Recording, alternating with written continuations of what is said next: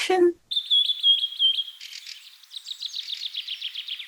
You're listening to the Inquisitive Wren podcast, the show that brings you philosophical ponderings of your life from a bird's eye view. Now, here's your host, Shah.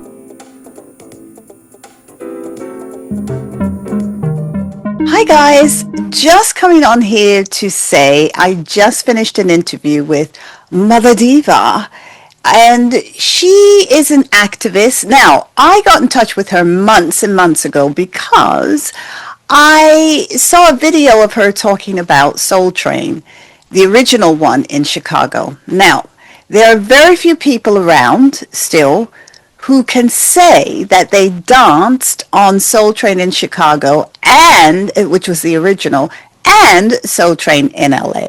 There are a few of us. Now, one of my best friends, Rochelle, and we were in high school together. And we wanted to go on Soul Train. So this was before Soul Train moved to LA. So or was it? No. Was it? No. Totally wrong. I'm totally wrong. Soul Train had moved to LA already. What am I saying? I'm dating myself even further. No, Soul Train had moved to LA. But it was the tail end of it being filmed in Chicago. So when Soul Train first started out, it was at the Board of Trade Center in Chicago. So it's this big building in Chicago, and this is where Don Cornelius started because he's from Chicago. And anyway, we were in high school, and I was saying, I really want to dance on Soul Train. I mean, it was years before I would be graduating or anything, but I thought, yes, I want to go. And so Rochelle, I think it was Rochelle who said, they film at the Board of Trade on this day. I don't know how she found out. I have to ask her, actually. Yes, I need to ask her. Anyway, we went. It was easy. It was nothing like LA was. There were people there who thought who had so much power, like they could let you in or not. And now I look back, I think, gosh, they were all narcissists. But anyway, short little men who thought they were quite big, who had to assert power to seem bigger. Anyway, yes. So anyway, we used to go after school, so we danced and everything, and we would have a blast. We would be there just after school. We'd get the L train, and it was fun. I met the famous, the beautiful, the amazing Lola Falana. She was on the lift as I think I was going up, and she was coming down. And my dad absolutely adored Lola Falana. So I said to her, can I have your autograph, please? And she gave me her autograph.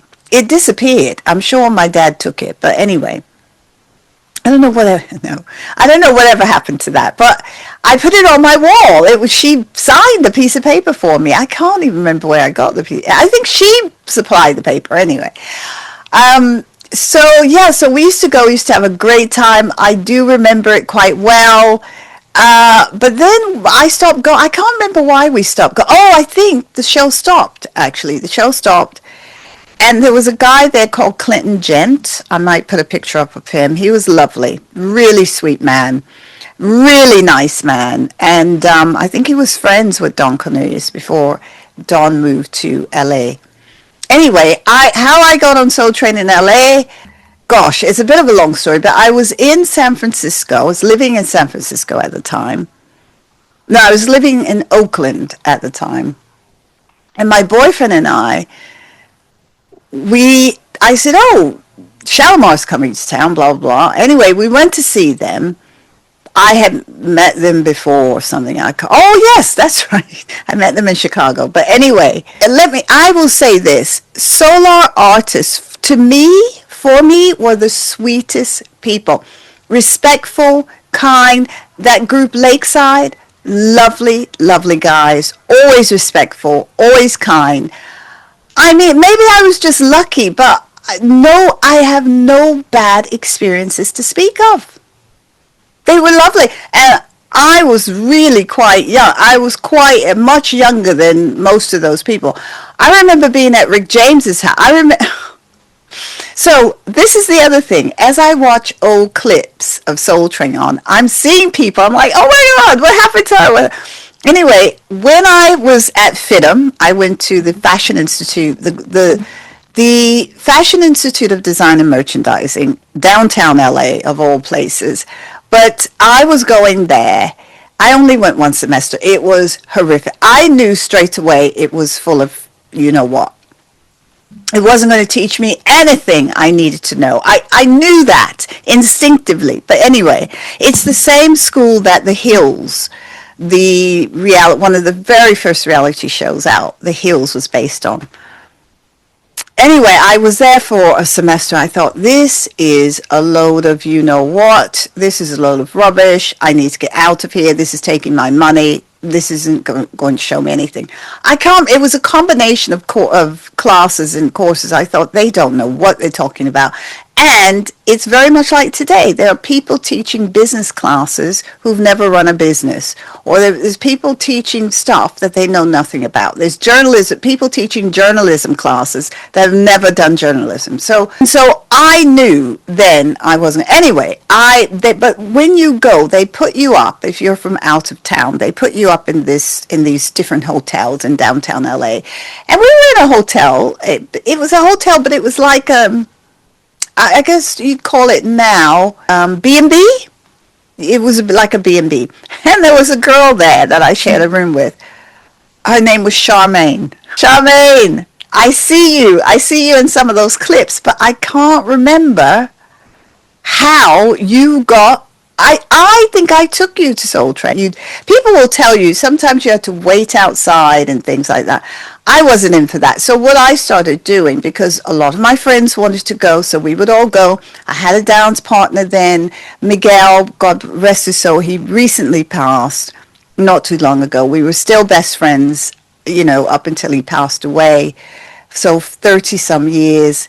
And Miguel and I would go and dance, and then I was dance partners with Angelo Moore, who's lead singer of Fishbone now.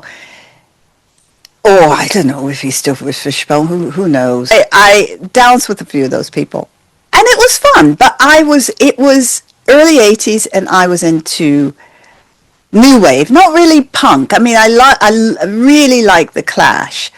But the whole punk thing didn't. But then again, I say that, but then I dyed my hair green, which was just unheard of. I mean, I was in Oakland, so it was just unheard of. Or in LA, even then, people didn't do that. So I dyed like the back of my hair green. I cut it shorter in the back, had it longer in the front at one point. It was just odd. So I went to Soul Train like that, wearing one white stocking, one black stocking. Well, dyed it. My friend Kelly told me how to do it. Buy a pair of white tights and dye one of the legs black or red or whatever. I did both. And eventually that became a thing, a fashion thing, eventually. But that's what I did. Before, it was really like a clown outfit. But it went down well in the clubs because I was a club kid. I would go to the clubs. I didn't drink. I say I didn't drink. I drank, but not in clubs. I didn't have money to spend in clubs like that. I got in the clubs free. People knew me. I was dancing. I was good for the clubs, and I was let in. And also, they knew I didn't drink or do anything else. So I was a safe bet. I was a very safe bet to get in and not be any problem. But it soon got out that I was in clubs, I was dancing, people liked the way I danced, the way I dressed, the way I looked. And I just took that look to Soul Train with me. I mean, when I first started on there, I wasn't really dressing like that. But then, the new wave thing exploded for me, New Romantics exploded, and I was really looking like a punk rocker, I suppose. But yeah. Anyway, but I took that look to Soul Train, which was, I mean, they let me in, but and I used to do this sort of robotic kind of um, dance, ping ponging. I was literally ping ponging and air guitar, and I would unplug my phone at home and take the receiver with me to the club, and I'd be doing my dance with the phone. I mean, prophetic a bit, but I used to have the phone to my ear, and I'd be dancing in the club. When I think back, oh my God, it was ludicrous. But it was, people were like, look at me. And I was in clubs like Moody's, and Moody's was a great club, or they called it 321 because it was at 321 Santa Monica Boulevard. And it was on a weeknight though. So, I mean, and I was working as well. So I was working, going to school, all that stuff. But somehow I managed. I got up, I drove. Do you know what? God was with me down the Pasadena Highway because I was in Highland Park, and I would have to get to Pasadena, and there's some sharp curves there, and to this day I do not know how I made it. I am sure I nodded, fell asleep now and then, going home at 4 a.m., needing to get up for 7. It was hellish, but it was the buzz of the clubs, and there's no way I was going to miss my club out. It was Monday nights, actually, Monday nights of all nights, but I was there. And then Paradise 24 was a Thursday night. You know, nobody hardly went out at the weekend. Actually, the Highwaymen was on a Saturday night. So the Highwaymen was a club in Century City. And I knew all the clubs. Why? Because people knew. Why? Because people knew I was a club kid, and they would say, oh, where's that girl? The girl with the hair, or the girl with the green in her hair, or the girl with the guitar stuff. I used to take like plastic guitars and stuff and play air guitar. And when I took that stuff to Soul Train, I wasn't scantily clad. I wasn't shaking and doing, what'd you call it? I don't know what it's called, but I wasn't doing a lot of that. And it's no offense to people who were, but I was very different. So the camera didn't often find me. So I can see myself in some of the footage now on there, but it's rare. It's very rare, and I'm on the floor and having the best time of my life because I'm surrounded by people I knew, dancing with Miguel, my best friend, or Angelo at times. So when Cameo was on, when all these groups came on, it was just incredible. Eventually they got the Thompson Twins on, and I was probably one of the last shows I danced on, Soul Train. But that was amazing. So I'm getting lost in my thoughts when I reminisce like this. So my family's like, oh, here she goes again. But but Diva. So very few of us danced in Chicago and also in LA. And then Rochelle, she was never in LA. Rochelle is just the sweetest. Yeah. So I was in Chicago, then I went in LA, and then I got bored. The thing is, if I get bored with something, I'm literally done that day, that second, that moment. It's over. It's done. It's over. There's no going back with me. I cut things off. I can cut people off just like that as well, but I can cut things out and off very quickly. I wish I had some of those clothes that I had back then. I used to have this white top that I bought in San Francisco. Used to have some of the most amazing eclectic dance clothing shops. I got this white shirt once that was cut off. It was sort of flash dance era, but it was cut like this, and it had this heart in them, this plastic heart, and in the middle of it was this red liquid like blood. It was a red like the heart, and it was just see-through, and then there's this red liquid, and I would wear it to the club and dance around, jump up and down, and the liquid would go up. I would find these clothes, and then I would make some of my own. I remember making this top with like puffy sleeves, like stuffing it with filling, and my sleeves were puffed up like, I don't know, like donuts. and everybody was coming by me squeezing my shoulders like, ugh. It was so funny. I've got a picture of myself, and I think I've got a picture of myself in one of those, in that somewhere. Oh, but I remember it was like a top and some capri trousers, and I altered that top to make those puffy shoulders. But there's lots of little things I used to do for sewing just to make it different. But I used to find these really interesting things in San Francisco. And I bought these like cream colored leather trousers, leather pants. And Kelly was my fashion idol. So I would just sometimes copy her style. So she had these olive leather pants, and she would wear them scrunched up like at the bottom. So I found these boots. Don't ask me how I got a credit card to Saks Fifth Avenue, but I got this credit. I just applied and they gave it to me. And I went to Saks, and I'm on a receptionist salary at that time, but I went to Saks and found these boots. They were on sale, but still more than I should have paid. And they were gorgeous. They were white, cream leather with these gold interweave bits on the side, just right up my alley for my style. And then I found these, I can't remember where I bought them, these cream leather trousers, and I scrunched them up over the boots. And I remember being in a club. I think it may have been the Highwaymen. No, was it the Highwaymen? It may have been, but we were on there was this enclave, and I was there, and there were all lots of Soul Train dancers there, because they then found the clubs, because through me, I knew, and I used to have people ring me up. People who were in groups and stuff, who were in singing groups, would used to ring me up and say, "Where are you guys going to club tonight?" Because they wanted to be around us.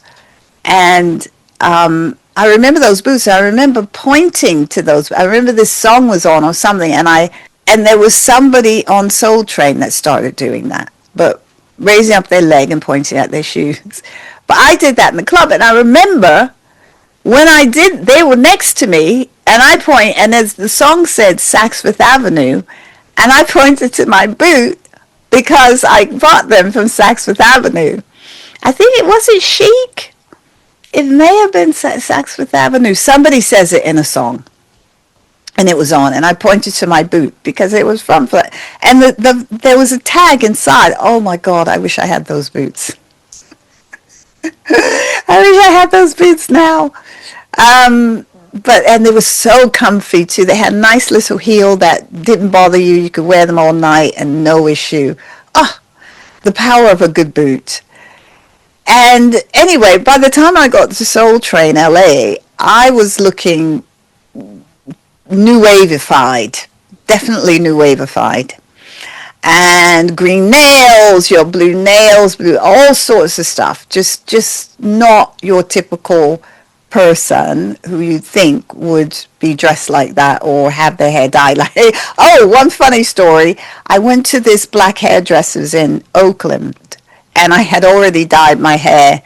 I had my hair dyed green. I had it done in San Francisco. It was easy. People were dyeing their hair a lot. So I was in Oakland, went to this black hairdresser's to just get my hair done, and they were like, what do you want us to do with the back of your hair? I said, just leave it. It'll grow out. It's fine. Leave it. And so because I just want to wash, press, or whatever I was getting. And anyway, they did, no problem. But they were like, oh, that's interesting. How'd they do that? How'd they get it green? I was saying, look, they dye it blonde, and then they put the color in.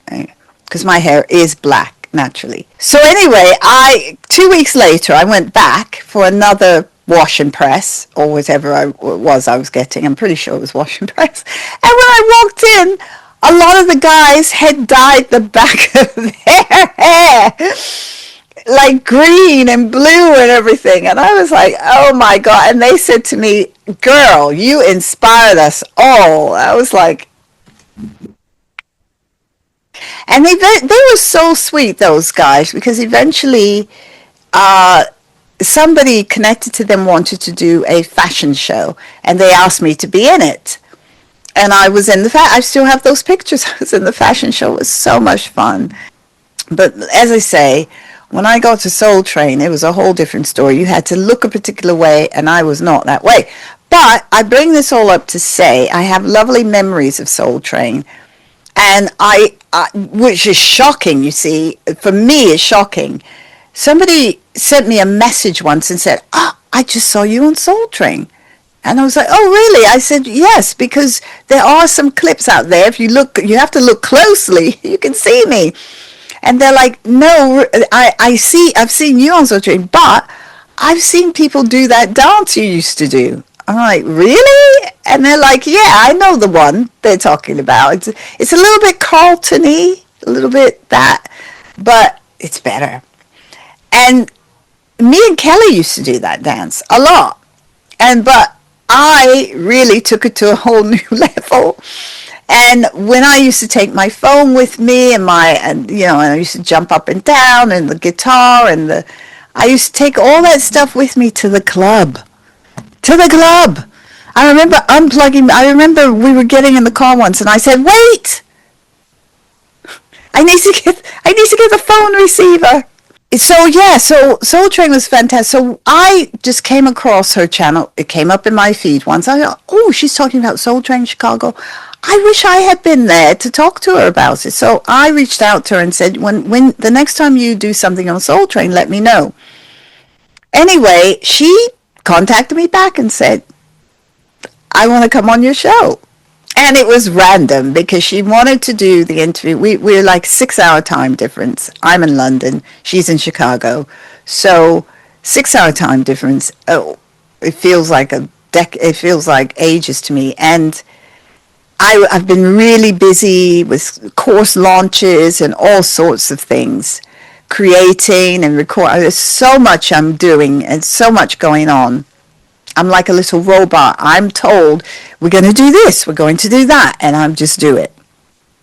So even the recording of stuff, James, because James helps me, it's great. I like that he can take control. And then I've got other stuff going on. So she thought I could do it because she rang me and wanted something else, and I said, I can't do that. But then I said, you know what, this weekend I will have some time. So then she emailed to say, can you do it now? And I was like, I'm out at dinner. I can't. So today I just so happened to get some work done and I had an hour. And so I emailed and said, look, I know this is short notice, but she happened to be able to do it in an hour's time. I said, fine, let's just get it done. And we did it. So it was such a pleasure to meet her. She's an activist. She's an advocate. Now, I'm recording this because I like to talk. So I was in 2 months. When she told me she wanted to do something on Michael Jackson, the Soul Train part was fine. But because that's why I reached out to her originally. But when she told me she wanted to do something on Michael, I thought, I'm not too sure about that. But I thought, you know what, let's just go with it. I'm someone who sticks to my beliefs and what I believe. And, well, I say I stick to. I mean, what I'm saying is nothing can sway me. And nothing can. I search for truth. And when someone is accused of something, you have to hear all sides. And it's very difficult when there's controversy, when there is a legacy like there is with him, and when there's speculation. And it's very difficult, just very, very difficult. And what I'll say is if you were not in the room, then you do not know. If you were not in the room, you do not know. What you do know is what you believe. Anyone who cannot see that has a skewed view, a biased view. And so because of my work and because of the seriousness of the groups that I've worked with, the unfortunately forensics teams that I've worked with, I say unfortunately, but what I mean by that is I've seen some very dire circumstances and people do some very heinous things. And so, and these are people you would never think. But it takes a certain person to see through things. I'm not talking about psychic abilities. I think there's something innate with people. I think you're born with it. This whole thing about whether you're born with things or not, I do believe some people are. Some people do not have the ability to do certain things. They just don't. I could never be, I don't know. I could go off on a tangent there, but I'm not a musician, let's just say, because I can't do two things with the same hand, different time. You know what I mean? I can't, drumming. That would be difficult for me. I've tried it. I can't do it. I know people say, oh, you say you can't, but you can't. I've had drummers say to me, you say you can't, but you could if you really try. I'm like, no, I've tried. I can't do it.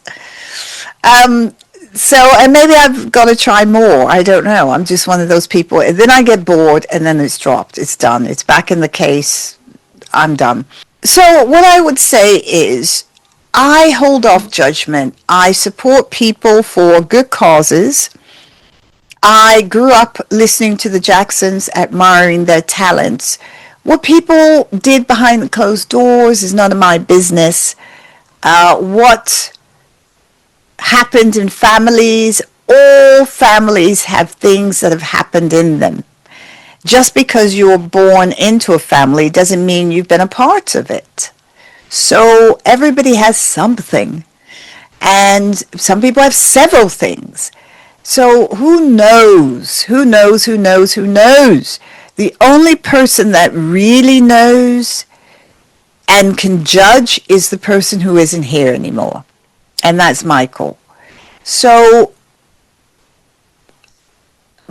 as a medium as well, it's hard. What I'll say is this.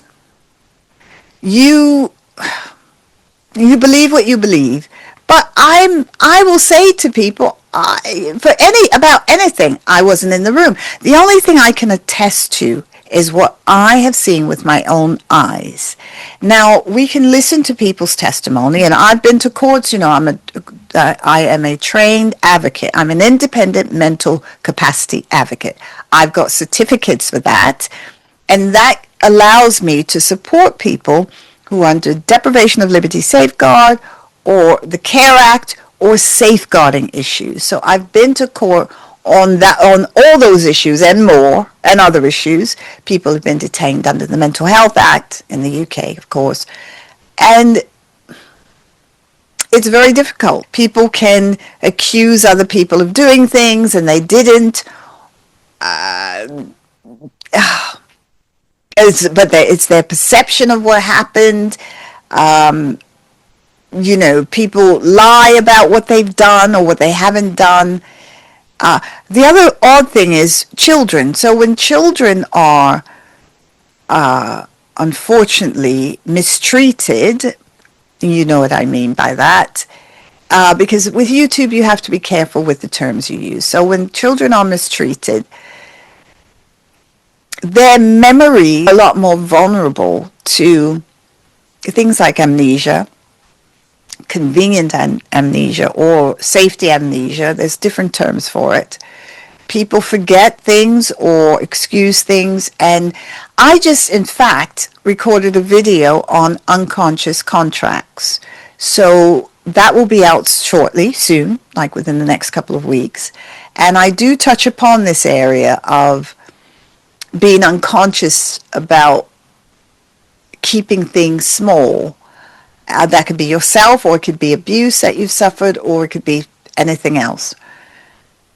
And that's for a reason. A lot of times we make these contracts as children for safety and for fear of being left, even by the person who committed the crime. So it's a phenomenon, and that's why we have so much controversy around the topic. Everybody talks about it with so many varying opinions, and people are staunch supporters or they're staunchly against. Some energy could be preserved because you really don't know what happened if you were not in the room.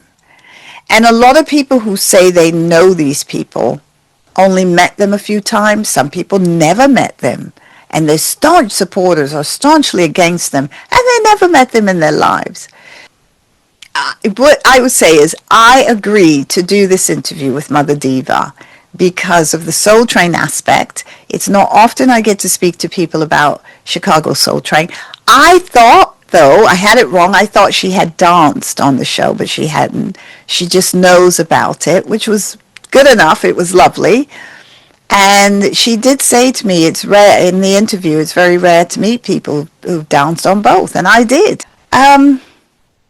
But yeah, this was a good interview. I just want to say, some things you hear may bother you. I don't know. You know, the whole Michael Jackson thing is a phenomenon. We will not see that type of entertainment again. I don't care what you say. You can talk about all these other people who pale in comparison for me to his talent, and that's very separate from a human being who I never knew. I never met. I never knew. I was this close a few times. I've got lots of stories about that, but it wasn't meant to be, and I believe that. So I do tell one of those stories in the podcast. So look, I'm aware that I'm going on a bit. People have asked me to talk a bit more about myself, so I'm trying to do that. But I did want to sort of come on to give a little precursor to the episode to say lots of strong opinions here about this issue from Mother Diva. I would just say, take what you like and leave the rest. She's a lovely human being, beautiful human being. Her heart's in the right place. And whether we know the truth or not, because none of us do, that's a fact. None of us do. The only ones who know the truth are everybody involved. And the people who are saying things happened. They know if it happened or if it didn't. And I'm not here to say that they're lying, because I don't know that for sure. And I say this because I've seen so many cases where both scenarios played out, where it never happened, and then I've seen where it did. And you just wouldn't believe, but it did. So I want to support you all, and to let you know that this is a safe space where that type of judgment from my end, from me, is not going to happen on this podcast. Yeah, I will say that. So, and that's for everything. So I love the Jacksons, love their talent, love, just so many happy memories. I've got pictures of some of their first concerts, first ones I saw anyway at age 5 or 6. And they're wonderful pictures. I should probably try and get them restored, but I've got so many. Before I end this, don't forget to like, subscribe, leave us a comment. If you danced on Soul Train in Chicago as well, and LA, please leave a comment. We need to know. Here's the interview with Mother Diva. Thank you, Mother Diva. Blessings to you. If you're into living with purpose, clarity, and soul, check out the Aligned Living newsletter. I am genuinely obsessed with creating it. Every month, I share strategies that actually work, drawn from over 20 years as a therapist, plus powerful insights into spiritual and personal growth. And the best part, you'll get access to free resources like the Aligned Living Journal, full e-courses, guided meditations, and tools to help you shift your energy, habits, and mindset, all for free when you sign up. I'm building this with heart, with soul, with honesty, and I'd love for you to be a part of it. Head to the link in the show notes and join me today.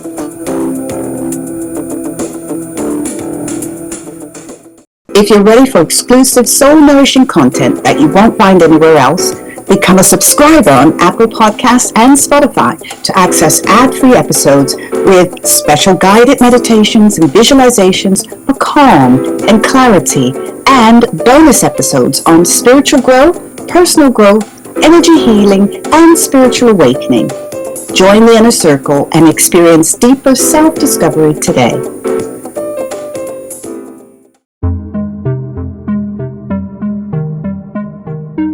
Today, on the show, we have Madam Ambassador of House Music and Electronic Dance Music, community activist, host, producer, and Michael Jackson Justice Advocate, Mother Diva is in the house. She's here today to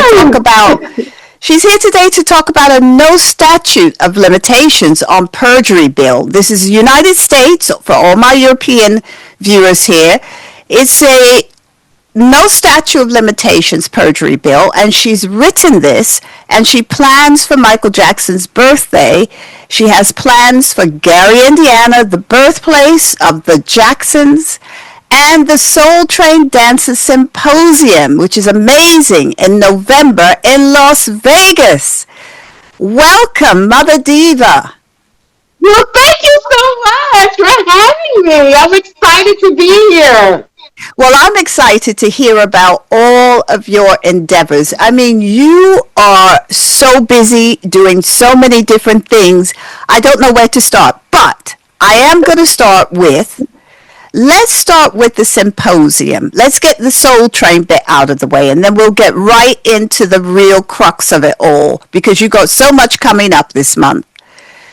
But also, too, I want to make sure that your viewers know this, because really quick, and we'll talk about it, but the no statute of limitations on perjury, I want it to be a worldwide bill, and I'm talking to people across the country, across the world, actually, that have statutes. Like in the Netherlands, the statute of limitations on perjury is 12 years, but there are parts of Europe that don't have a statute. So we'll talk about that after we talk about the Soul Train Symposium that I'm trying to do.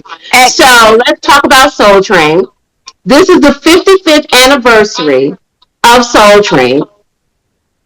And I sent you in the email, I sent you a rare artifact. Yes. And I want to make sure you get an opportunity to share that with your viewers. So what I sent you was actually a copy of the first script and commercial of Soul Train from August 17th, 1970, when it was here in Chicago at the Board of Trade building. I got that script from Drew Leach. Drew Leach was the director of Soul Train in Chicago. It was a live show, so it wasn't recorded. The earlier episodes, like the first season of Soul Train, was not recorded. It was live. You have to understand that the people that were producing it, they were young kids. Drew was in his 20s, and they just didn't think to hit the record button, is what he told me when I interviewed him. So, since the BET CEO, BET Black Entertainment Television has a new CEO, and they're revamping the network. And so Soul Train Awards and the BET Hip Hop Awards was canceled for this year. So normally the BET Hip Hop Awards are around October, and then the Soul Train Awards are always in November, and they tape it in Las Vegas. I did have an opportunity to attend back in 2012 when I had the opportunity to meet Congressman Hoytsberg, who is the congressman. He's the first African-American congressman, although he looks a little mixed race like me. He's really cute. From Nevada. He was congressperson for a while, and then he went into the private sector, and then he came back recently and was reelected as the congressman. So I'm actually putting together a Soul Train Dancer Symposium the weekend of November 21st through the 23rd in Las Vegas. And the reason I'm doing that is because people had already made plans to come to Vegas for the Soul Train Awards because it's an ongoing thing. So a lot of people make plans early so they can come. So I said, well, since the Soul Train Awards was canceled or postponed is what they're saying, they're not getting rid of it. They just want to revamp it and make it better for next year. And people were already coming to Las Vegas anyway, plus the locals who live there. I wanted to at least do something in place of that.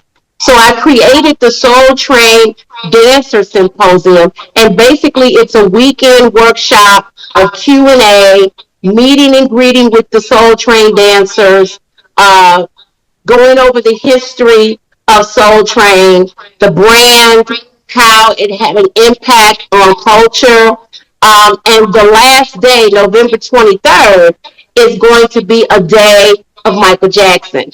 Now, I'm going to bring in Ola Ray, who is the original Thriller girl from the Thriller video. And what's so important about Ola is that Ola, before she got the Thriller video, she did a commercial for Classy Curl. And those Classy Curl commercials were on Soul Train. Yes. That's how I knew Ola.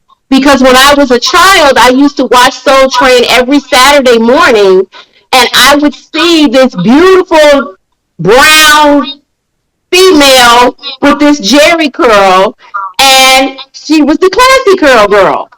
And so when she got the Thriller video, I had already knew who she was.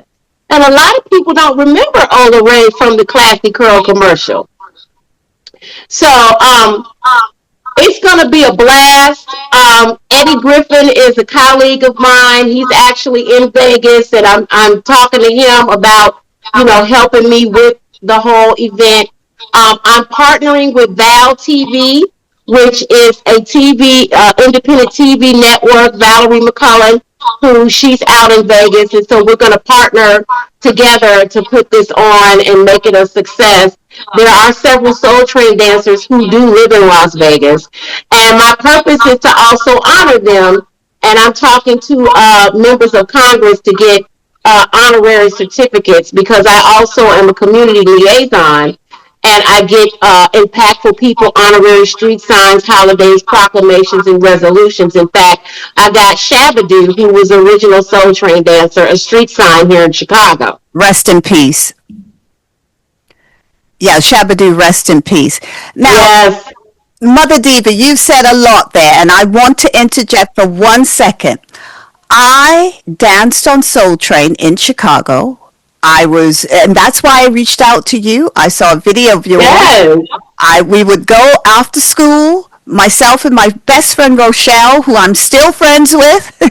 We would go after school, Catholic school. We were on the north side of Chicago, and we used to go down to the World Trade Center.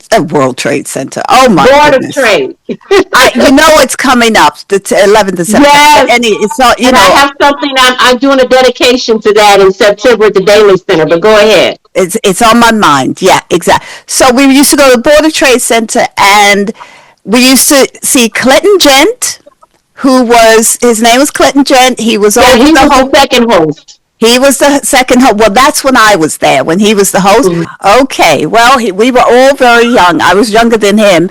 We met up again in Los Angeles. So when I moved to LA, it was a natural transition. It was, and I started dancing on Soul Train in LA. So it's one of those transitions, those things where I'm a part of it all. I was there in the beginning. Well, not the beginning, but I was there. But Don Canuse thought I was too punk rock, because at the time I had green in the back of my hair. I was wearing one black stocking, one white stocking. I was very different, and they'd never seen anything like it before. So anyway, I just wanted to quickly say that. Now, tell us. And this is the 55th anniversary of Soul Train. Amazing. Absolutely fantastic and amazing. And you should be credited and celebrated for keeping the legacy alive in this way. What you're doing in Vegas is amazing, fantastic. And I hope that you get a lot of the LA Soul Train people, people like Yes, I've Marco. reached out to Shabadoo's sister, Fawn Keonis, and Tara, and just different people, Reggie Thornton, who Reggie was actually born and raised in Gary, Indiana, and we're going to talk about Michael Jackson. And Reggie told me that Don Cornelius actually gave him train fare to take the train from Gary down to the Board of Trade to dance on Soul Train. So a lot of the Soul Train dancers that started in Chicago, it's very rare that you meet Soul Train dancers that started on Soul Train in Chicago and they actually moved to LA and danced on Soul Train in LA. There's a handful of Soul Train dancers that did both shows, I, Chicago and LA. Shabadoo and Fawn was one of them. yes. So You know who else did? Shabadoo is Nisi. part.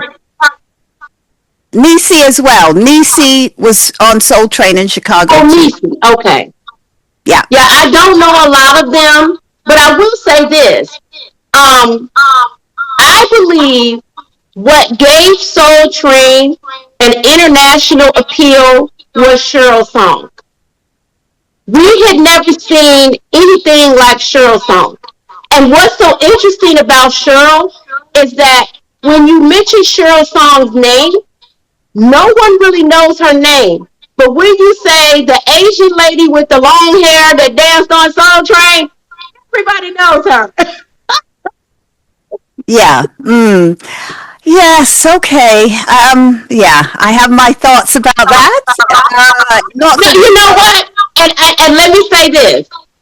I understand where you know how you may feel because Cheryl and I have had some differences in the past, and I believe that for the sake of the brand, you know, we got to move forward and be positive. But let me say this: the one thing that I have to always do is tell the truth. yes. And Shabadoo and a lot of the dancers were very upset because Don Cornelius paid them in Kentucky Fried Chicken, Yeah. and he That's right. should have paid them it with money.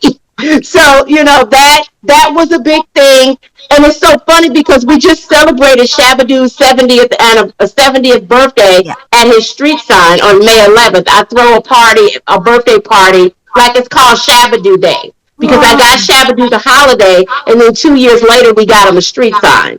So Shabadoo Day, because he didn't celebrate birthdays because he was Jehovah Witness, but it's his holiday. So on Shabadoo Day, every May 11th, we gather in front of his street sign and celebrate his life. that's amazing. So, you know, I want to continue his legacy as well. Yes, absolutely. And that's a very good point. For me, the dancers that stood out were Pat Davis, Thelma Davis, Demita Joe Freeman, all Yes, those Davida. people. Yes, absolutely. Little Joe Chisholm. He stood out. Of course, Tyrone Proctor, Tyrone the Bone, Sharon Hill. Those dancers for me signify, And Jeffrey Daniels, too. yeah, Jeffrey Daniel, and yeah, The and Lockers. the lockers definitely. The lockers definitely. And, there were other people, for me, after the 70s, I mean, I was on there in the 80s, but after the 70s, it kind of went downhill for me.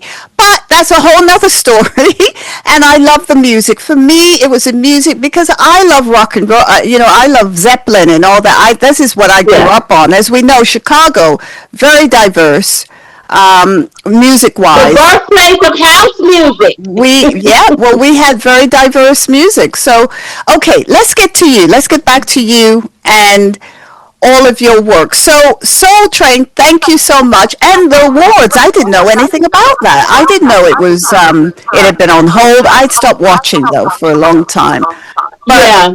I Well, didn't the know one anything. thing that, you know, the awards, you know, I was very bothered by the fact that the Soul Train Awards never really honored the dancers the way that they should have been. They had been invited to come, but I feel that the Soul Train Awards should at least honor the dancers and could have brought dancers on stage, and they could have done segments. And when Shabba-Doo passed away, he was not mentioned in the memoriam.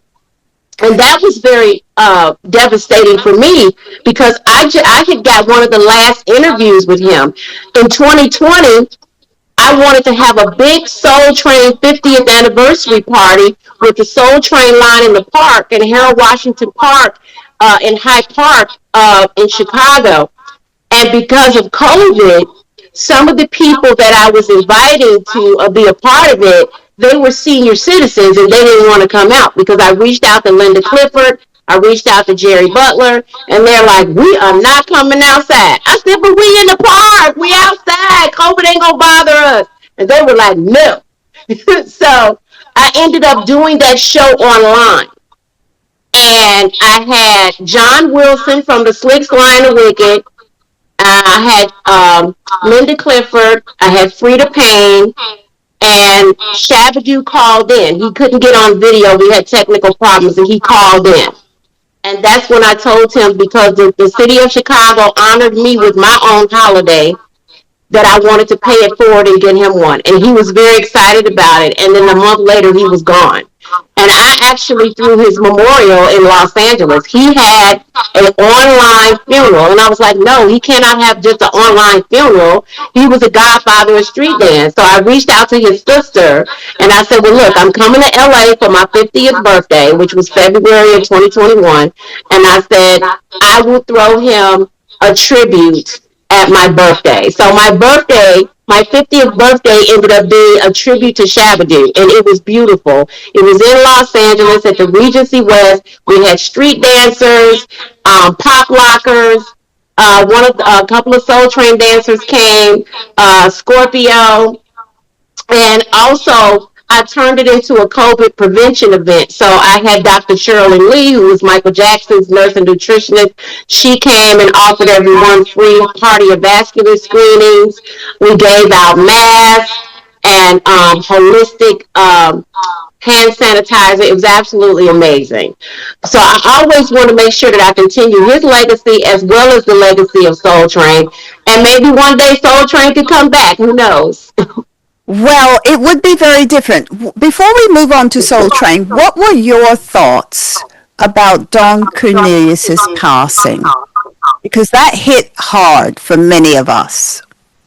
Well, at first I thought it was foul play, and I had reached out to a lady who worked directly with him, and I just said I thought maybe somebody tried to kill him. But from my understanding, his son said he left a note. And he had been having headaches and suffering from seizures and different problems going on in his brain. So this had been a buildup of things that happened over the years. And he just got to a point where he just couldn't take the pain anymore. And so it resulted in him just blowing his brains out. He just couldn't take it no more. But we also have to look at how we treat people. Don Cornelius wasn't always pleasant. You know, he had an attitude. He would be kind of mean sometimes, and he would be cheap. You know, Shabba-Doo the same way. Shabba-Doo had an attitude, you know, and he thought he was the finest thing in the world, which he was. But, you know, you don't know spiritually and psychologically what can happen to you when you cause damage to other people. You don't treat other people right. That's why it's important to own and take responsibility for how your behavior comes across to others, and be humble and be willing to own and apologize for mistreating people. Sometimes you do things and you don't mean no harm. You know, because you got a lot on your mind, and things may come across negative, but always try to straighten that out, and always try to serve people with love. And I do believe in tough love, but always try to serve love and end things with love. And sometimes you just have to agree to disagree. But I believe that his death as well as so many other deaths in the entertainment industry. It sends a powerful message to people to let people know that you're here today and gone tomorrow. So you want to value and do the right thing while you're in this body, in this flesh on earth, because you're going to be in eternity longer than you ever were in the body. And that's whether you're righteous or unrighteous. Very powerful words there. Thank you. Absolutely. Never miss a show by clicking the subscribe button right now. Thank you for your support. You make this podcast possible. Now, back to the show.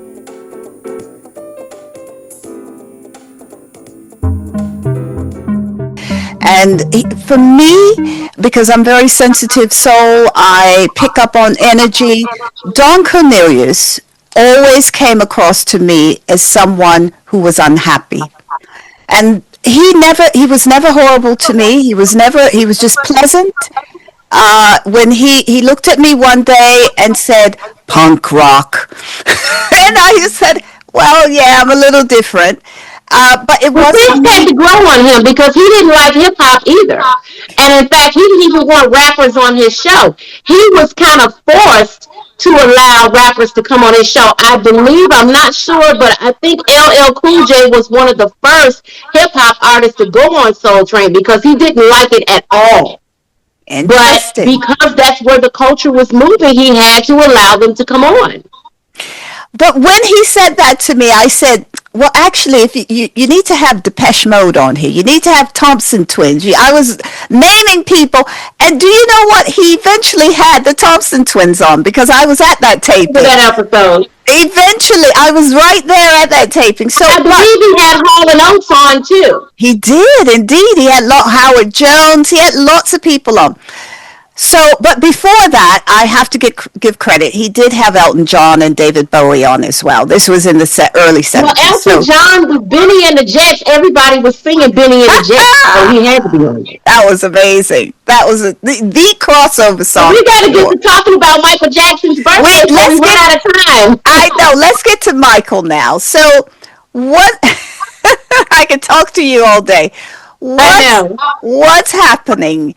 There's so Okay, much going on. Tell so us. Michael Jackson's birthday is Friday, August 29th, and the mayor of Gary, Mayor Eddie Melton, who's a former state senator, he has planned a 2-day celebration. On the first day, the host is Chris Tucker, comedian Chris Tucker. Michael Jackson's brothers, Marlon and Jackie, will be in attendance. We have DJ Kid Capri along with some other local DJs. Also, the second day, the 30th, Denise Williams is going to be the host. She's also a Gary native. And so I'm a contributing producer. So the event is going to be at the Roosevelt High School football field. Now, Roosevelt High School has been declared a historical landmark. It's not open anymore for students to have classes there. So they have this huge football field in back of the school. As a contributing producer, I have planned a few activities that's happening in front of 2300 Jackson Street. Since all of the activities are going to be at the Roosevelt High School football field, there's still going to be people coming back and forth and going to be in front of the house taking pictures. So I planned a little activities for them. I have face painting. We're going to have cotton candy. I'm giving out school supplies. We are going to do Michael Jackson trivia. That's going to get people autographed pictures and posters. We're also going to have the Michael Jackson candy store. He always wanted a candy store. So every year we have a candy store and we take the sales from the candy store and we put all of the money in a bucket and we pull a name and a child wins the money. So you have to be 17 and under in order to get the candy store money because it's about the children. So also, we cut his birthday cake at 7:33 p.m. That was the time he was born on August 29, 1958 at 7:33 p.m. at St. Mary's Hospital. So we always cut the cake at the time he was born. At 7 o'clock, we are going, that's when the event from Roosevelt High School will be shutting down. So it's from noon to 7. So at 7, as we're leaving, we're going to do the Michael Jackson Innocent March from the high school football field over to the house. And we're going to be doing it to They Don't Really Care About Us. That's the mask that I have on. This is the Yes. 30th anniversary of the History album. Okay. And They Don't Really Care About Us is like a protest theme song. And the reason why I set this march up, and if any of your viewers are coming, I want to make sure you guys are going to get the Michael Jackson Innocent t-shirts and signs. The link is at Thriller Dance 2300 on Facebook. I have the logo for the t-shirt and the signage, which is the same logo. You can make your own shirts and your own signs. There will be people out there selling shirts. The signs, we're going to be giving people signs, but we want you to make your own signs as well. We also have Team Katherine Jackson because we want to continue to show Mrs. Jackson that we love her and that we're supporting her. Miss Katie B. Scroops is what her name was before she married Joe Jackson. So we want to show, because she's been through so much. She just turned 95 in May, and she's just been through a lot. For people to continue to accuse your son of the most horrendous crime, it's just awful for this family and his mother. And she's already lost 3 children. She lost Marlon's twin, Brandon, at birth, and she lost Michael. Now she's lost Tito, and there will be special dedications to Tito throughout the day as well at the event. So I want to just talk briefly about the law that I wrote. So there are 2 descendants of Cain, evil fools that are continuing to lie on Michael Jackson, going into court, lying under oath and in a deposition, accusing him of, of a crime. So they actually have their trial next November, which I find ironic because that's an election year and an election month in our country. And what I learned by doing my research is that these 2 criminals, they align themselves with real sexual assault survivors and lobby to get California to pass a law. It's called the Child Safety Act. And what that law states is that a person has up until their age 40 to sue someone who sexually assaulted them. But the problem is one of them was 41 when the law went into effect. But because they had filed a lawsuit prior to him turning 41, then they grandfathered him in. And what's really bothering me is you have all these laws that are being written for civil cases for money, but what about laws that's going to hold people accountable? What about people being arrested and put in jail for their crimes? So let me just say this. The two guys are James Safechuck and Wade Robson. Everybody knows who they are, okay? So what I did was, since they attached themselves to real sexual assault survivors to get a law passed in California, I said, well, if you want to play that record, then I'm going to write a law. So I wrote a no statute of limitations on perjury bill. It's called the Safe Wade Perjury Bill. I named the bill after them. I took James Safechuck, the first part of his last name, and Wade's first name, and I made it Safe Wade because I want them to see what it feels like. They've been lying on Michael Jackson for 12 years, and someone had to have put them up to it. This is absolutely outrageous. And now they get to go to trial, suing Michael Jackson's companies. This is outrageous, and they need to be stopped. And I'm asking all of MJ Soldiers of Love in the United States to contact your state legislators and your members of Congress and ask them to pass the Safe Wade Perjury Bill. There's a copy of the bill at Thriller Dance 2300. It's on the pin post. That's my nonprofit organization that continues Michael Jackson's legacy. We need to get that bill passed, and we need to let these liars know that they will not get away with their crimes. This is the 70th anniversary of Emmett Till being murdered over a lie. When you go into the court and swear to tell the truth, the whole truth, and nothing but the truth, and you lie, you can cause an innocent person to go to prison or set a guilty person free or even cause death, harm to a person's reputation. It is horrible. And because you are overseas in London, I want this to go worldwide. It's not just about the United States, because I don't want those two liars to have anywhere to run. And Wade Robson is not even an American citizen. He was born in Australia and came here on a work visa because he started doing work with Michael Jackson. So Trump needs to deport his ass back to Australia. He comes over here, Michael Jackson helps him and his family, and he turns against them because he's upset that the estate and all these other people that are working on Michael Jackson's shows wouldn't allow him to be a part of it. This is just revenge. And I have issues with his estate as well, because I feel they need to do more. But more importantly, this law is not just about getting justice for Michael Jackson. Anybody that has been lied on in a court of law can get justice. When the bill is passed, any party can go to court and file a perjury claim, have the perjurer served, and if they are found proven to be a perjurer, they will go to jail. It's time to start putting people in jail and making them be held accountable for their crimes, even if it happened 30 years ago. All these civil lawsuits do nothing to punish people. That's about money. We have to hold people accountable for their actions, for their crimes.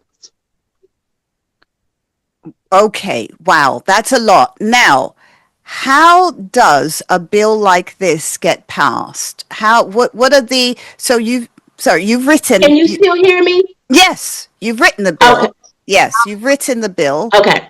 And, So yeah, I constructed the bill, and then I emailed it to various legislators across the country. I started with California. I didn't get a response from there. Can you still hear me? yes, oh, yes. Oh, okay. I started with California. I didn't get a response. I sent it to members of Congress, because I have an email list of like members of Congress, various state legislators.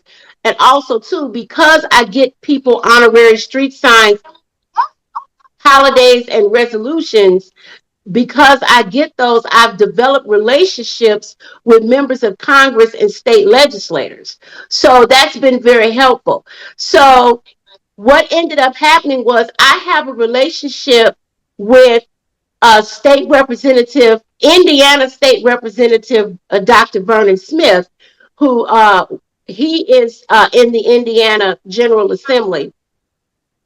And I sent the bill to him. And so he told me, he said, well, if you really want to get something done in our state, we're a Republican state, you really need a Republican on this. And I said, well, who do you recommend? And he said, I recommend Julie Altoff. And it was just divine intervention, because Julie Altoff was up for re-election. This was back in 2022. And she had been out knocking on doors in Crown Point, Indiana, which is her district. And she had knocked on the door of a colleague of mine. So I reached out to her and I sent her the bill. She thought it was very interesting, but there were things that we needed to do to kind of tweak the bill to get it to be passable. So Julie explained to me, she said, I really want you to try to get some Democrats to author the bill. And so I sent it over to Mark Spencer, who's the new state senator who took Mayor Eddie Melton's place. So it's just a matter of time of tweaking it, getting legislators involved who wants to author, who wants to co-sponsor, because there are provisions in the bill. There are clauses and provisions in the bill. One of the provisions that I put in the bill is that I would like to have a database for perjurers who have passed away. such as Carolyn Dorman Bryant. She was the lady who lied on Emmett Till. Well, she's deceased now. Okay.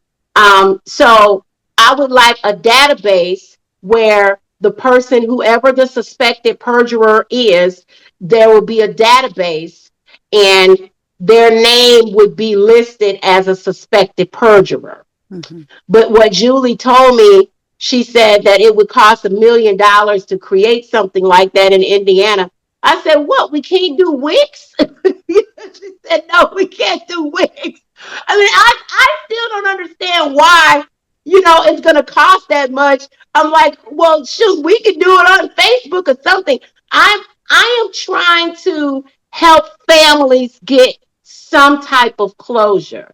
Even though the person that lied on someone in court or deposition, that person is deceased, that family still hurts. So if we could create a database that just lists their name as a suspected perjurer, that may bring some type of healing to the family.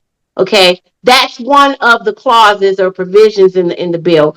Another one that I put in there: if a person was threatened and harassed, or their life was threatened, their family was threatened, if they didn't lie, then there would be some type of exemption or a less of a consequence, because people will often put you in a position of fear. So that's a clause as well. The bill is for people 18 and over. If you were under 18, then you're exempt because you're a child, and children are often coerced into lying in court or under oath. So, we don't want to affect children's lives.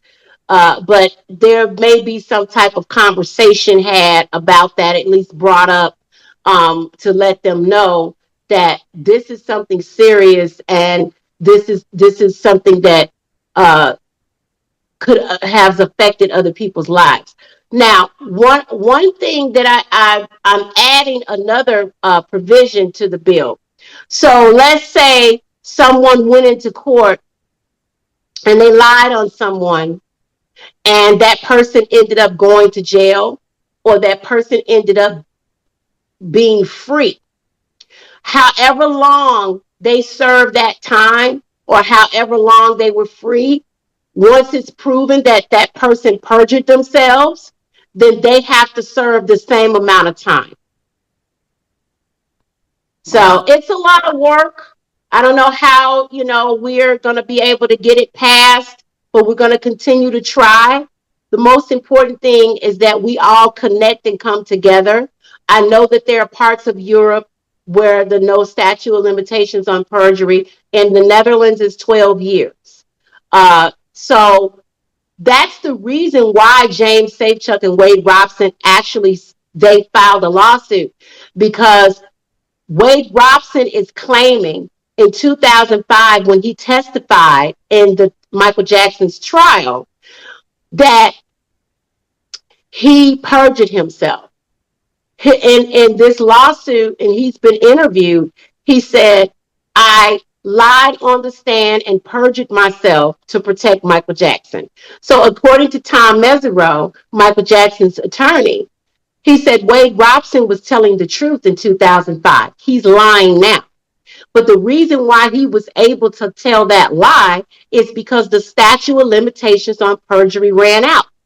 Statute of limitations on perjury in California was only 3 years. So if there had been no statute of limitations on perjury, he would have never filed a lawsuit. This is what these evil people do. They manipulate the law. So you got to fight a manipulation of the law with the law. Well, you are certainly an advocate for justice and for what's right. And I want to let people know that they can go to Thriller Dance 2300 on Facebook and get a copy of the law. Also, we do have to pick up supplies, and we have some expenses, so I would appreciate donations. The donation information is on the Facebook page. Just go to Thriller Dance 2300. And there's Zelle, there's Cash App, PayPal, and Venmo in case you're in the United States. And if you guys want to call me, you can call me directly. I can give out my phone number. It's 708-314-0291. That's my business phone. I take all calls. And that's actually my PayPal and my Zelle as well. And I will put all the links to all of the, whatever Mother Diva's just read out. I'm going to put the links in the show notes so it'll be easy for you to click on or just view. The Facebook page, all of it will be in the links in the show notes.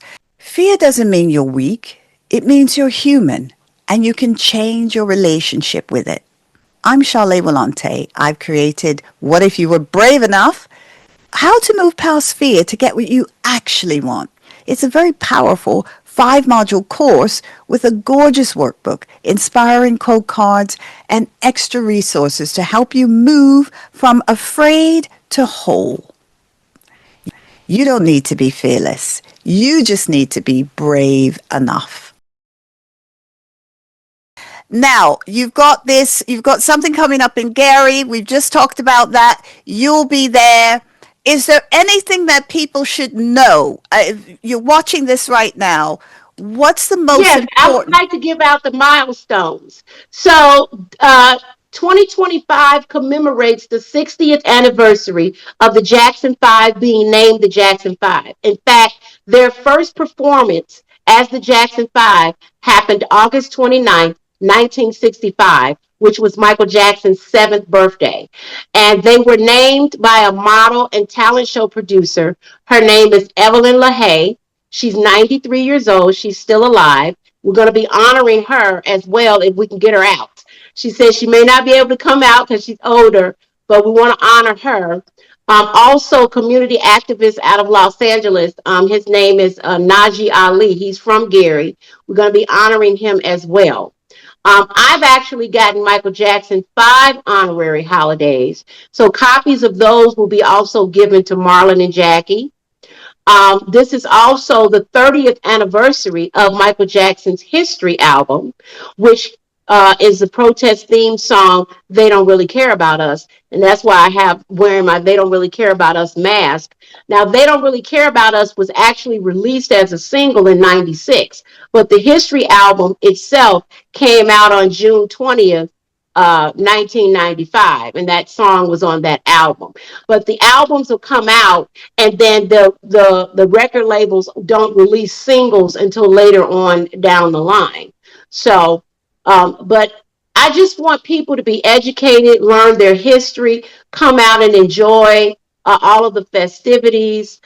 This is going to be a really big, huge event for Gary. We haven't had anything this big for Michael Jackson's birthday since 2016, when Miss Catherine used to come every year, and she would she doesn't celebrate birthdays, but she realizes that there are a lot of interest with her son and his birthday, and so she would come with a team of people, and they would put together events there in Gary. So it been in front of the house as well as Roosevelt High School.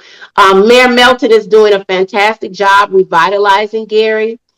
Gary now has a contract with FedEx that's going to provide 600 jobs. They just opened a new medical facility called North Star.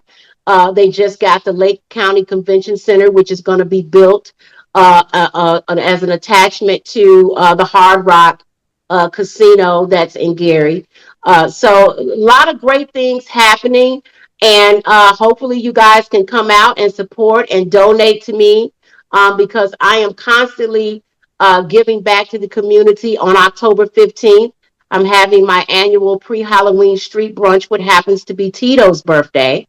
Normally I do it the Sunday before Halloween, but since Tito passed away last year, I wanted to go ahead and just do it early because I need to get to Vegas for my other events. We're doing some things on Halloween across the country as well. And I've been working with Ola Ray, trying to do some more seminars. So if you guys are interested in Michael Jackson symposiums, please get in contact with me and we can bring a symposium to your city or your community.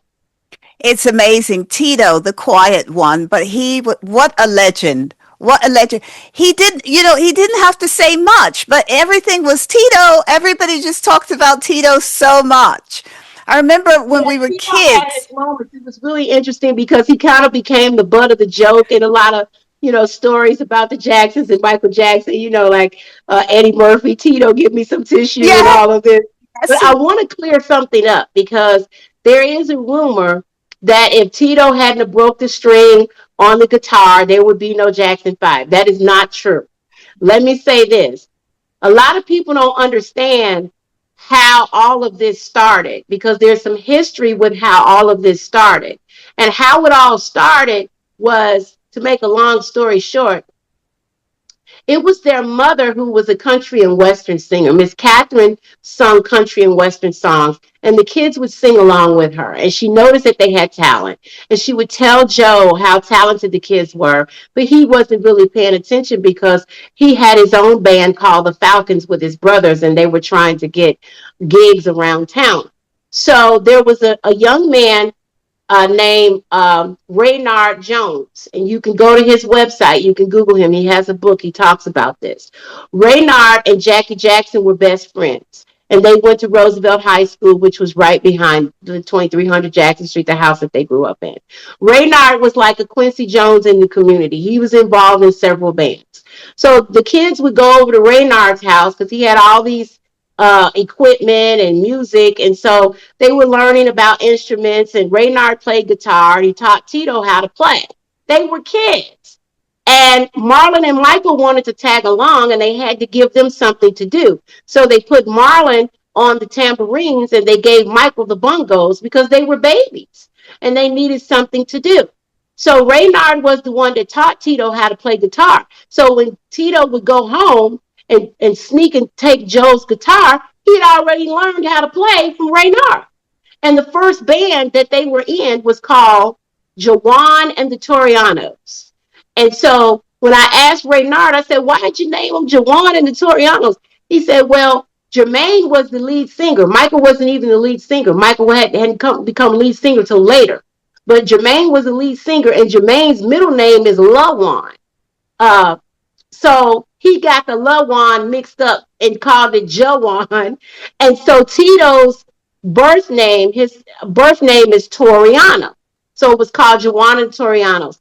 So Joseph, when he saw how much talent they had, and when Tito broke the string, of course, he whooped Tito. And then he told Tito, I want you to play for me. He realized Tito played better than him. So that's when he started taking a look. But it was really their mother who was pushing it. And then her sister-in-law, Bobby, we called her Aunt Bobby.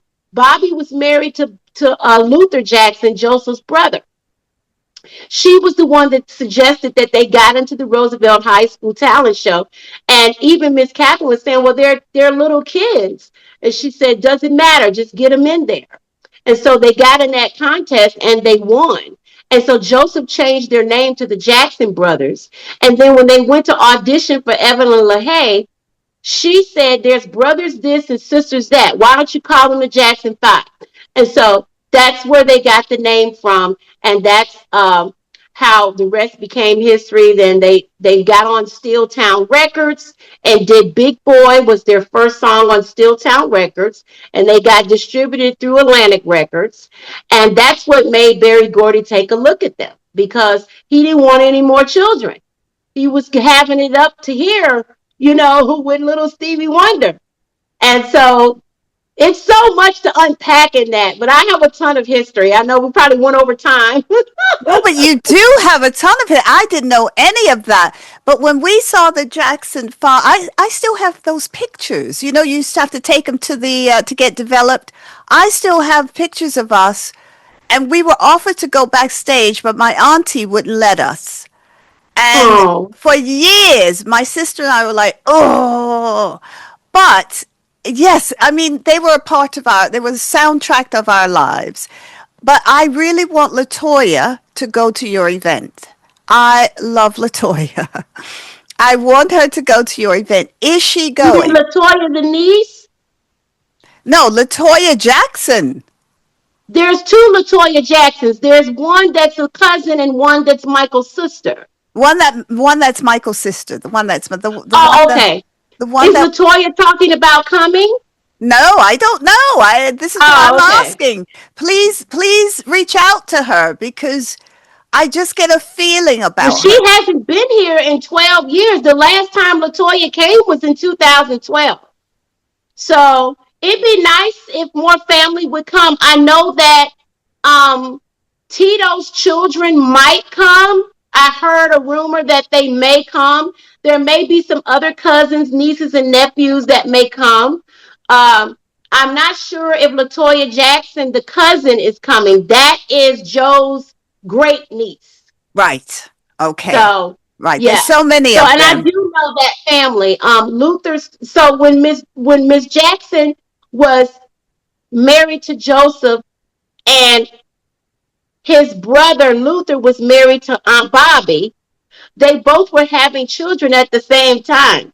So Luther's kids are Keith Jackson, Ron Jackson, Sean Jackson, and Marie. I'm probably there. Oh, and Trent. Trent is the other brother.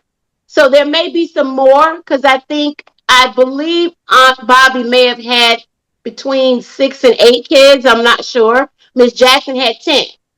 So their families were very close because it was two brothers and their children. So I'm still very close with Keith Jackson and Ron Jackson. I've known them for 15 years. And Keith is an excellent bass player. He has a band called the Triple Dose Band. And he plays with his cousins when they come to town and have a concert. They'll invite Keith to play when the Jacksons come to perform at the Hard Rock. And he'll play with his cousins. He's gone out on the road with them sometimes. But I'm also planning a 60th birthday for Janet in front of the house next May. Whether she come or not, we're going to celebrate. Oh, how look, Janet will never be 60. Ever, ever, ever, ever. She will never be 60. No, She's wow. beautiful. I know. And I there's a can't beautiful mural. I've gotten so many hits on my TikTok. So all of my handles are Mother Diva's House on TikTok, Mother Diva's Yeah. House on Facebook, Mother Diva's House on Instagram, but on Twitter, it's X. It's Mother Diva Show because House was too long. So I'm on all social media platforms, but Thriller Dance 2300 is what I do all of my Michael Jackson events under. Mother Diva's House is my TV series, and we record these events. We cover these events for my show as well. So there's a beautiful mural of Janet Jackson on, I believe it's off of 25th and Broadway. It's right around the corner from Denise Williams' mural, but it's a picture. It's a mural of her when she looked like she played Penny on Good Times, and I've gotten so many hits on it on TikTok. But I just want to remind everyone: please support, please donate. Go to Thriller Dance 2300 on Facebook and do a PayPal, a Zelle, a Venmo, a Cash App. If you're overseas, it's PayPal. It's my phone number, 708-314-0291. We're going to name off all of the people who donated in front of 2300 Jackson Street. So you get your donations in, give me your name, and we're going to read off all of the names of the people who donated who could not come. And I will continue to do that. We're having Tito's birthday, October 15th. And in December, I do a toy drive for all of the kids. We just had a Christmas in July on Joseph's birthday, and it was absolutely beautiful. The kids got water guns, and I gave away clothes, shoes, household items, senior items, baby items. We had pizza. I fed everybody. We had crab legs and lobster and chicken and waffles, strawberries dipped in chocolate. I treat people the way Michael Jackson treat people. I don't do hot dogs and hamburgers and cheap pizza. I give you good quality food. As you can see, all this fat came from quality, not junk. Oh my God. Well, you would have hated Soul Train because it is true. We did used to get this 2-piece of chicken. I used to give mine away. We You used know to go what's to so funny? Every Denny's. time we do a Shabadoo event, I always get KFC. We used to go to Denny's. Denny's was just up the road, so we'd go to Denny's was Denny's. on Sunset and Gower. That's It's right, still Sunset and there. Gower. And I used to live just up the Yes, road I from used there. to live in LA, and in fact, I'm thinking about moving back. I mean, I have so much fun out there, and I've gotten so much support. And I said, well, if I go back, I'll just stay for a little while because I'm in the process of moving up to Lansing, Michigan, because that's where I'm going to air my TV series, Mother Diva's House, on CBS and the CW up there. But what I love about LA is that LA is it's just so eclectic, and I get a lot of support with the things that I'm doing there. Working with the pop lockers and the street dancers. And I Yes. definitely want to come back on the show because we're also lobbying for the Olympics in 2028 to put a popping and locking category. How dare you come to LA? You canceled the breakdance category, but you're going to come to Los Angeles where Breaking and Breaking 2 were filmed, where Yes. they have this street dance culture and not have a street dance category. We are not having it. I am No. working with Carmelo, who was the owner of Radiotron, and we're going to go after their sponsors. We're going to Good. tell them we will boycott your sponsors if you all don't put this category in there. Now, if you don't want breakdancing, that's fine. Because the movies Breaking and Breaking 2 should have been called Popping and Locking because it was more about the popping and Hmm. it was more about the popping and locking as opposed to spinning around on the ground. Yes. Um, and Yes. I'm in touch with all of them. The one that played Turbo, Pop and Pete. I knew Pop and Taco. Oh, We did rest a in holiday peace. for him. I'm trying to get him a street sign. So I Yes. honor these street dancers because Michael Jackson opened up the door for a lot of them. He did He indeed. learned from like all of these street dancers. He learned from the one that played Turbo, Michael Boogaloo Shrimp Chambers. Yes. He learned from Pop and Pete. He Skeeter learned from Rabbit. Pop and Taco. He worked with Jeffrey Daniels. He had 40 different dance instructors and choreographers. It was a combination of all these people. Even the lockers were telling me he got the kick from us. He Well, they didn't tell me personally, but I saw a documentary about the lockers and they talked about the kick and everything. they And were he did. He was inspired by so many people, Fred Astaire and Ginger Rogers and Debbie Allen even worked with him, and she's amazing. She's 75 now, and I'm a supporter of the Debbie Allen Dance Academy. So there's a lot of history there, and I just want the truth out because yes. so many people have all these stories, but we got to stay factual. You see my shirt, facts don't lie, people do. Yes, that's incredible. Yes, people like Skeeter Rabbit, Dane Parker, the guy who did the glitching. I was in touch with Yeah. Dane up until a few years ago. I don't know what's happened to him. I hope he's okay. Dane, if you watch this, get in touch. Let us know what's happening with you. What a Who is lovely it? Dane Parker. He's the guy that did the real fast glitching in Thrill. Was it Thriller? Yeah, No, I have to Beat ask It. around Beat It. about him. Beat It, Beat It. He's the yeah, and Skeeter Rabbit, of course, who toured with Bowie. They were all in Thriller. They were all in what I want to say, Casper and Cooley. All those guys, they started, and I was so sad to hear about Taco passing Yeah. because he was so talented, lovely I guy. was too because I was trying to set up a reunion interview with Pop and Pete and Pop and Taco to talk about Captain EO because they were dance instructors on that movie. Amazing. And Well, next year is the 40th anniversary of Captain EO, and we're going to have a Captain EO party. I just can't believe when you count down those years, I feel something in my soul. I'm thinking, wow, how do I remember all that? Well, it's just 40. about keeping the legacy going. I mean, Captain Yes. EO was a very unique Oh, short film for terrific. Disney, and Amazing. it needs to be remastered and put back in. They should be showing it in the schools. Hmm. Also, Breaking and Breaking Two. I'm working on trying to get those films in the school. Yes, fantastic stuff. I mean, everybody else came behind them. The twins and all those Absolutely. guys. The twins, you can see Michael in them. They're the greatest twins dancing at the moment, but you can see Michael in them.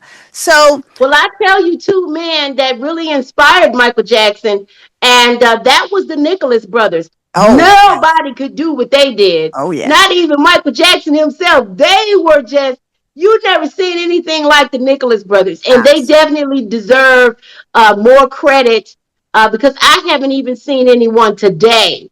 I mean, these guys were just floating up, jumping up, doing splits over each other's heads. True. And Megan the Stallion actually used did a reenactment in one of her performances on an award show where she had the staircase and she had guys jumping over their heads with the split, which was what the Nicholas brothers did in the movie Stormy Weather. It's infamous, infamous scene in that movie. And they It show it was. I all just the want time. our young people and people that's coming up to learn their history because Absolutely. history, if you don't continue to teach it, then it'll get lost. It will get lost in all the mire. And the lady, the congresswoman or the person who told you, oh, it's going to cost a million pounds, a million whatever to Oh, that change. state representative Julie Altoff, she was saying that it would cost $1 million to create a database to list suspected perjurers. Has she not? So I Has said, she well, we're not going heard to of have to call AI? somebody to pay for that then.